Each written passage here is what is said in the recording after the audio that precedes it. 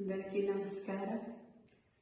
నా చల్లని కమ్మని కవనాలకు స్వాగతం పలుకుతున్నాను.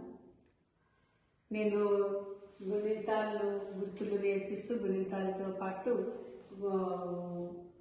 మంచి చిన్న చిన్న కవనాల అక్షరం మీద కవనాలను చెప్పడం జరుగుతుంది. ఇది నా యొక్క 20 ఏళ్ళ ఎక్స్పీరియన్స్ తోటి పిల్లలకి చెప్పుకున్న అనుభవాన్ని మీతో షేర్ చేసుకుంటున్నాను. తెలుగు చదవాలనుకున్న వాళ్ళకి, తెలుగు మీద పట్టు రావాలనుకుంటే అక్షరంతో పాటు ఒక అందమైన భావనలు వాళ్ళ మెదడులో మెదిలే విధంగా నేను రాయడం జరిగింది. సరే, ఈరోజు మన టాపిక్ వచ్చి డా గుణితం. మనకు హల్లులలో ఏమనుకున్నాం, హల్లు డ్ అని వలుపుతాం, దాని ఇట్లా వలుపుతారు. హల్లులో డ్ అంటే అర మాత్ర కాలంలోనే వలుపుతాము. ఇది పొల్లు మాత్రమే. అయితే ఈ పొల్లు ఉన్నటువంటి డ్ మీద అచ్చులు గుణిత గుర్తులుగా దానిలో కూర్చుంటాయి. డా పండే తల మీద కూర్చుంటుంది. అయితే ఇవి ఎట్లా వలుపుతున్న అచ్చులను ఎలా వలుపుతామో అదే శబ్దంతో డాను కూడా పలుకుతాము. గమనించండి. తలక ఆ ఇస్తే ఇప్పుడు మనం డా గుణితం అంటే ఏంటిది? డా అంటే డ్ ప్లస్ ఆ ఈజ్ ఈక్వల్ టు డ. అట్లా డ్ ప్లస్ ఆ, డా, డ్ ప్లస్ ఈ, డి.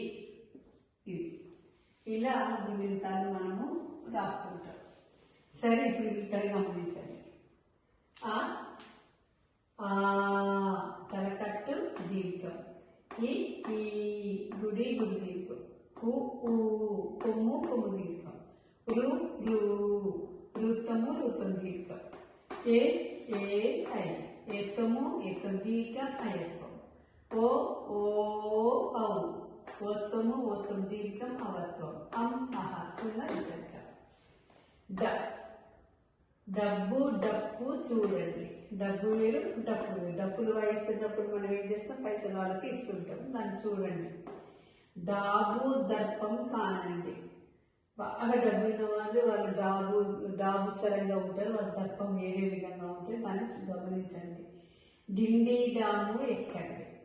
డాము తెలుసు కదా. డీలా పడి పోకండి. ఎక్కేటప్పుడు నీరస పడిపోకండి, హుషారుగా పైకి ఎక్కండి. డుమ్ డుమ్ అంటూ పాడండి. డూడు బసవన్నను చూడండి. 70 పదులు రాయండి.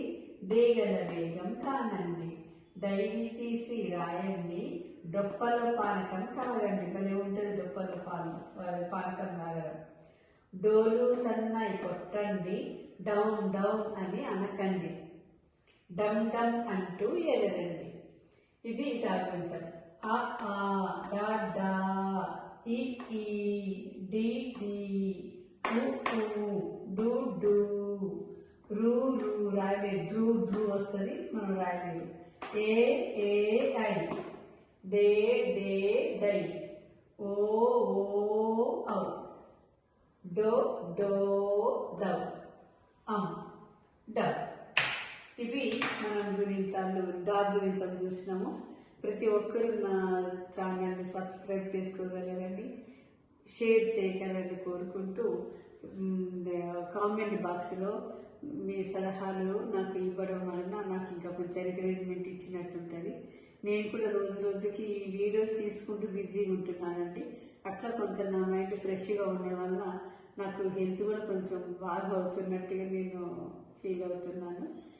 ప్రతి ఒక్కరికి సెలవు తీసుకుంటే ఇంకొక గుణితంతో మనము కలుద్దాం.